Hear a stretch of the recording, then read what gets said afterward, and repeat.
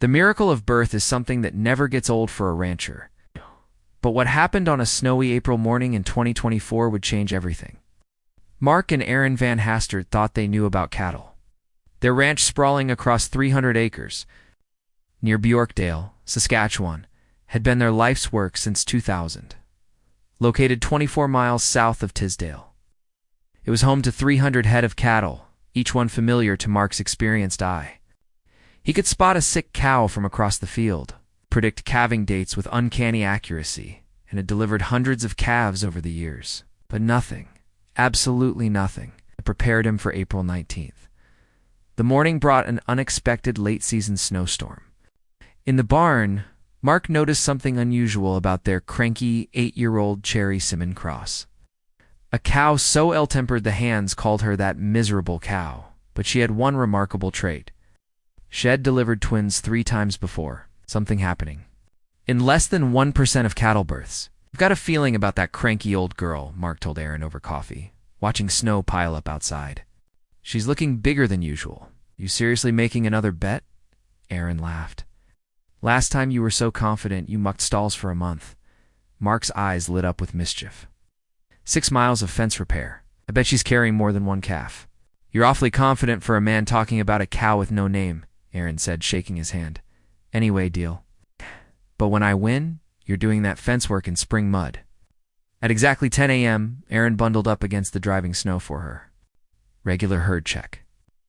The wind was howling across the prairie, and she was anxious to make sure all their expectant mothers were safe and warm. What she found when she reached the back pen made her stop dead in her tracks. Mark, she screamed across the yard, her voice barely audible over the wind. Mark, get out here right now. Mark dropped his coffee mug and ran outside, his heart pounding. He found Aaron standing motionless in the snow, staring down at an impossible sight.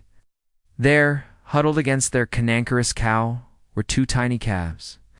Both were clearly premature, weighing maybe 50 pounds each instead of the usual 75. They're small. Bodies were steaming in the cold air, their wet coats already collecting snowflakes. They're so small, Aaron whispered, her voice filled with concern. Mark, they're going to freeze to death out here. Get the sleigh, Mark said urgently. We need to get them into the heated barn immediately. As Aaron ran toward the equipment shed, Mark knelt down beside the unnamed cow. She looked exhausted but alert, nuzzling her babies with obvious affection. Well, old girl, he murmured softly, you've definitely earned yourself a name today. When Aaron returned with the sleigh 15 minutes later, she found Mark crouched over. Not to calves, but 3. There's another one, she gasped, pointing at the newest arrival. A third tiny here, identical to her sisters, was struggling to stand on wobbly legs. Mark carefully examined the third calf, checking her breathing and responsiveness. She's weak, but she's alive, he announced. 8. 3 calves. I can't believe it.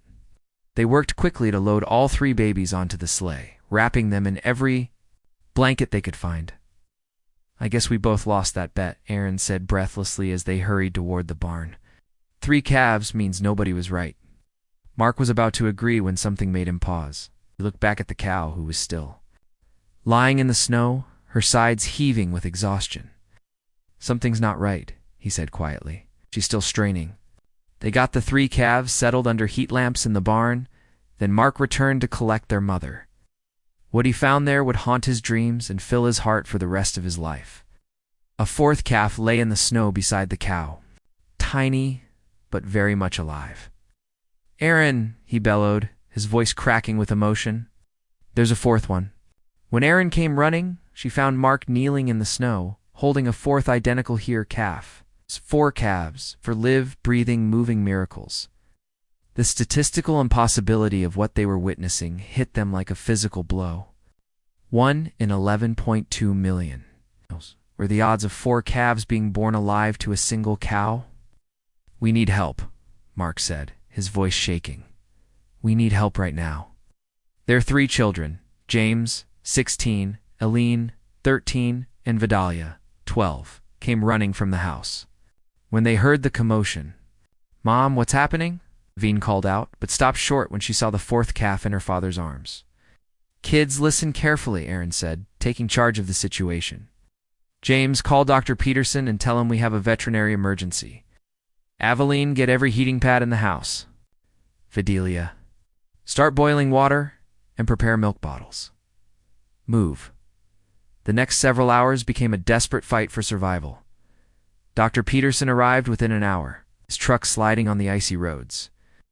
In 30 years of practice, he said, examining each calf methodically, I have never seen 4 live calves from a single birth. The smallest calf, the 4th one, was hypothermic and struggling to breathe. We might lose this one, Dr. Peterson warned grimly. Her core temperature is dangerously low, no, Mark said fiercely. We're not losing any of them. They named the cow somebody because she had become somebody truly special. The calves were more challenging to name. They were so identical that the children decided to use colored markers to tell them apart, leading to the names Orengala, Greenalepi, Bluthany, and Nobody. The first week blurred into 2-hour feeding schedules and constant vigilance. Mark and Aaron took shifts around the clock, never leaving the calves alone. Nobody, the smallest, required the most attention, but proved to be a fighter with an iron will. Word spread through their rural community. Neighbors arrived with supplies and offers to help. Whole county is pulling for these little ones, said neighbor Tom Henderson, delivering milk replacer. By day 3, news crews arrived. By day 5, the story went international. Their quiet ranch became a pilgrimage site for onlookers, veterinary students, and journalists worldwide. The Saskatchewan Miracle headlines read, 1 in 11.2 million birth defies all odds. The turning point came on day 12, but first they had to survive the night that nearly ended everything. It was 2:17 a.m. on April 20th when Mark's world came crashing down. He was doing his scheduled check on the calves, moving quietly through the heated barn with nothing but a flashlight to guide him. The wind outside was still howling from the storm, rattling the barn doors and making the whole structure creak ominously. 3 of the calves were huddled together under the heat lamps, their small bodies rising and falling with steady breathing. But Nobody, the smallest one, the fighter, was lying motionless on her side. No, Mark whispered, dropping to his knees beside her. He pressed his ear to her tiny chest and felt his heart stop. Nothing. No heartbeat, no breath. He screamed, his voice echoing through the barn and cutting through the storm. Aaron, get out here now. Without thinking, Mark scooped the lifeless calf into his arms and began compressions on her tiny chest, just like he'd seen Dr. Peterson do with newborns. Push, push, push. Breathe into her nostrils. Push, push, push. Her body was cold, too cold, and completely limp. Aaron came running in her nightgown and bare feet slipping on the icy ground. What's happening? She gasped. But the sight of Mark performing CPR on Nobody told her everything. Is she? I don't know, Mark said through gritted teeth, never stopping. The compressions? She's not breathing. Her heart stopped. He tilted the calf's head back and breathed into her nostrils again, watching desperately for any sign of life. Sorry for the interruption. Before we continue with the story, I kindly ask you to like the video and subscribe to this channel. It is very important for us. Thank you very much. How long? Aaron asked, grabbing towels and heating pads. I don't know. Maybe 10 minutes, maybe more. Mark's voice was breaking. I should have checked sooner. I should have. Stop it, Aaron said fiercely. Just keep going. Don't stop. For 20 agonizing minutes, Mark worked over Nobody's lifeless form. Compressions, rescue breathing, warming, compressions. Again, his hands were shaking from exhaustion and fear. Aaron held heat lamps directly over the calf, while tears streamed down her face. Mark, she whispered finally, maybe we should. I know, he shouted. She's not giving up, and neither am I. That's when it happened, a tiny, almost imperceptible gasp. Then another. Nobody's eyelids fluttered, and she let out the weakest cry either of them had ever heard. She's back, Mark sobbed, collapsing over the small calf. She's back, but their relief was short-lived. Nobody's breathing was labored and irregular. Her temperature, dangerously low, despite their efforts. "We need Dr. Peterson," Aaron said, already reaching for her phone. "She needs oxygen. She needs more help than we can give her." "It's 3 a.m. in a blizzard," Mark said desperately. "Hell never make it out here in this weather." "Then we take her to him," Aaron said with fierce determination. What followed was the most terrifying drive of their lives. Nobody wrapped in heated blankets and lying across Mark's lap in the passenger seat. Aaron navigated their truck through blinding snow and ice-covered roads. The calf's breathing was so shallow, it was barely detectable. And twice during the 30-knot drive, Mark thought they had lost her again. "Stay with us, little girl," he whispered over and over, rubbing her chest and keeping her warm. "You're the fighter. Don't give up. We don't give up." Dr. Peterson met them at his emergency clinic, having driven through the storm himself after. Receiving Aaron's frantic phone call, severe hypothermia and oxygen deprivation, he diagnosed immediately, hooking nobody up to a small oxygen tank. Another few minutes and we would have lost her permanently. They spent the next 4 hours at the clinic, taking turns holding nobody under heat lamps while Dr. Peterson monitored her vital signs. Slowly, painfully, her breathing became more regular. Her body temperature crept back toward normal. Her eyes began to focus and track movement. "She's going to make it," Dr. Peterson finally announced at dawn. But this was as close as it gets. Another 5 minutes and her brain would have been permanently damaged from lack of oxygen. By the time they returned to the ranch, the other 3 calves were crying frantically for their missing sister. When they placed nobody back in the barn, still weak but breathing steadily, the reunion was nothing short of miraculous. The 3 sisters immediately surrounded her, nuzzling and protecting her as if they knew exactly what she had been through. "That's when I knew," Mark said later, watching the 4 calves huddled together. "That's when I knew they were all going to survive this. They're not just sisters. They're a team. Teams don't leave anyone behind." The crisis of that first night bonded the Van Hastert family to those 4 calves in a way that went far beyond normal ranching. They had fought death together in one. From that moment on, not any of them, was just livestock. They were family. But surviving the first night was only the beginning. The next 7 days became a blur of 2-hour temperature checks and desperate bottle feedings. Somebody wasn't accepting all her daughters equally. She pushed BL Blue and nobody away while favoring the 2 stronger calves. Normal, low. Critically low became Aaron's constant refrain during the temperature checks. Mark took the midnight to 6 a.m. shift. Aaron covered 6 a.m. to noon. They alternated through sheer willpower and coffee. By day 3, Orangela had become the bully, shouldering her smaller sisters away from their mother's milk.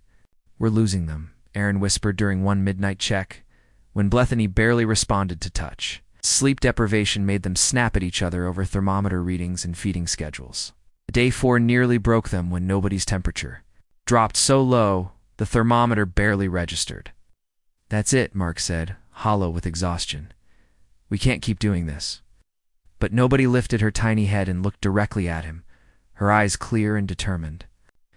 The breakthrough came on day 5, when Greenalow positioned herself between nobody and the aggressive Orange, protecting her smallest sister.